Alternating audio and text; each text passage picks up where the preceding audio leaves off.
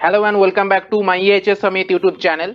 आज हम लोग बात करेंगे construction versus manufacturing versus process industry में काम करने के लिए एक ईएचएस प्रोफेशनल को क्या क्या जॉब स्किल डेवलपमेंट करना पड़ता है। किसी भी सेफ्टी प्रोफेशनल का अगर पास्ट एक्सपीरियंस कंस्ट्रक्शन प्रोजेक्ट के ऊपर या रेसिडेंशियल प्रोजेक्ट के ऊपर या इंफ्रास्ट्रक्चरल प्रोजेक्ट के ऊपर रहे तो उससे ज़्यादा प्रेफर मिलता है कंस्ट्रक्शन सेफ्टी में काम करने के लिए। कंस्ट्रक्शन सेफ्टी में काम करने के लिए इंसिडेंट या एक्सीडेंट इन्वेस्टिगेशन पता होना चाहिए, जॉब सेफ्टी एनालिसिस परफॉर्म करना एंड रिव्यू करना एंड रिकमेंडेशन करना फॉर क्रिटिकल एक्टिविटी के लिए पता होना चाहिए, इमरजेंसी प्लानिंग डेवलपमेंट करना एंड उसको रिव्यू करना पता होना चाहिए, based on the hazard PP identify करना एंड उसको इम्प्लीमेंटेशन करवाना एंड फायर सेफ्टी हैजार्ड को आइडेंटिफाई करके उसका काउंटर मेजर लेना पता होना चाहिए, सेफ्टी इंस्पेक्शन करना आना चाहिए, वर्क परमिट इम्प्लीमेंटेशन करना आना चाहिए, टूल बॉक्स मीटिंग कंडक्ट करना एंड डिपार्टमेंट के थ्रू उसको कैस्केडिंग करना आना चाहिए, सेफ्टी ऑडिट कंडक्ट करना आना चाहिए, रिस्क आइडेंटिफिकेशन करना एंड उसका मिटिगेशन प्लान करना आना चाहिए, basic safety induction training provide करना आना चाहिए, lifting tools and tackles inspection करना एंड उसका लीगल डॉक्यूमेंटेशन चेक करना आना चाहिए।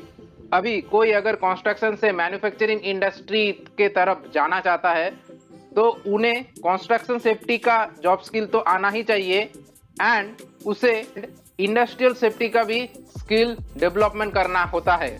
ऑक्यूपेशनल हेल्थ के बारे में जानना बहुत ही जरूरी है। इसमें basically ergonomics, risk, hazard identification, first aid procedure आता है। लीगल कंप्लायंस के अंदर factories act, Indian electricity rule, environment protection act, plastic waste management rule, hazardous waste and transboundary rule, ये सब बेसिक एक्ट एंड रूल के बारे में पता होना चाहिए। ईएचएस मैनेजमेंट इम्प्लीमेंटेशन करना आना चाहिए। As per on site emergency planning, scenario based mock drill करवाना, मॉक ड्रिल का प्रैक्टिस करवाना आना चाहिए। मैन्युफैक्चरिंग इंडस्ट्री में पीपी मैनेजमेंट स्किल बहुत जरूरी है। इसमें hazard wise PP identification, new PP development, PP training, entire PP issue and management system को डेवलपमेंट करना आना चाहिए। मैन्युफैक्चरिंग इंडस्ट्री में आफ्टर द सेफ्टी इंस्पेक्शन जो हैजार्ड आइडेंटिफिकेशन हुआ उसका एनालिसिस करना एंड उसको मैनेजमेंट में रिप्रेजेंट करना आना चाहिए। स्टेक होल्डर मैनेजमेंट में ऑल द डिपार्टमेंट के साथ कोऑर्डिनेट करके सेफ्टी को इम्प्रूवमेंट करना आना चाहिए। कॉन्टिन्यूअल इम्प्रूवमेंट में थ्रू काइजेन के द्वारा सेफ्टी इम्प्रूवमेंट करना है। मॉनिटरिंग के अंदर work environment monitoring like illumination, noise monitoring करवाना है। मैन्युफैक्चरिंग इंडस्ट्री में internal as well as external audit conduct करवाना है। मैन्युफैक्चरिंग इंडस्ट्री में नॉट ओनली रिस्क आइडेंटिफिकेशन, उसका असेसमेंट करके काउंटर मेजर भी लेना है।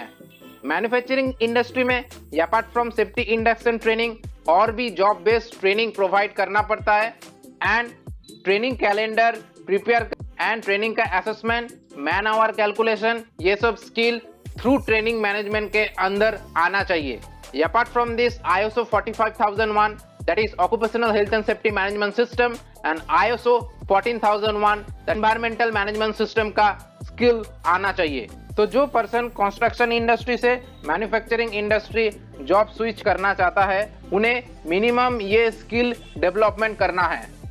मैन्युफैक्चरिंग इंडस्ट्री में पास्ट एक्सपीरियंस अगर मैन्युफैक्चरिंग का रहा तो मैन्युफैक्चरिंग इंडस्ट्री ऑलवेज प्रेफर करता है। अभी प्रोसेस इंडस्ट्री के बारे में बात करते हैं। Process industry basically chemical background and petrochemical industry में experience, oil and gas industry में एक्सपीरियंस कैंडिडेट को प्रेफर करता है। प्रोसेस इंडस्ट्री में नॉट ओनली रिस्क आइडेंटिफिकेशन, उसके बाद रिस्क असेसमेंट, उसके बाद रिस्क मैनेजमेंट का भी स्किल आना चाहिए। प्रोसेस इंडस्ट्री में not only stakeholder management, उसके बाद management information system flow development करना एंड उसका इम्प्लीमेंटेशन करना, ये स्किल भी आना चाहिए। And most importantly process industry में प्रोसेस सेफ्टी मैनेजमेंट का स्किल होना बहुत जरूरी है। प्रोसेस सेफ्टी में केमिकल सेफ्टी का नॉलेज होना बहुत जरूरी है। प्रोसेस सेफ्टी में रिक्वेस्ट फॉर प्रपोजल, ये स्किल भी बहुत जरूरी है। ये बेसिकली किसी भी इक्विपमेंट को परचेस करने के समय क्या क्या सेफ्टी फीचर्स चाहिए उसको प्रपोज करना, ये स्किल के अंदर आता है। एंड मेनली प्रोसेस सेफ्टी के अंदर प्रोसेस फ्लो डायग्राम का अंडरस्टैंडिंग होना जरूरी है। HAZOP study that is hazard and operability study understanding होना जरूरी है। PSSR that is pre startup safety review का अंडरस्टैंडिंग होना जरूरी है। PHA that is process hazard analysis का अंडरस्टैंडिंग होना जरूरी है। MOC that is management of change का अंडरस्टैंडिंग होना जरूरी है। Digital implementation of the process safety का एक्सपोजर होना भी जरूरी है।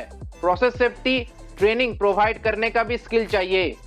प्रोसेस सेफ्टी इक्विपमेंट को आइडेंटिफिकेशन करना एंड उसके बारे में भी नॉलेज चाहिए। हाइड्रोलिक कैलकुलेशन के ऊपर भी नॉलेज चाहिए।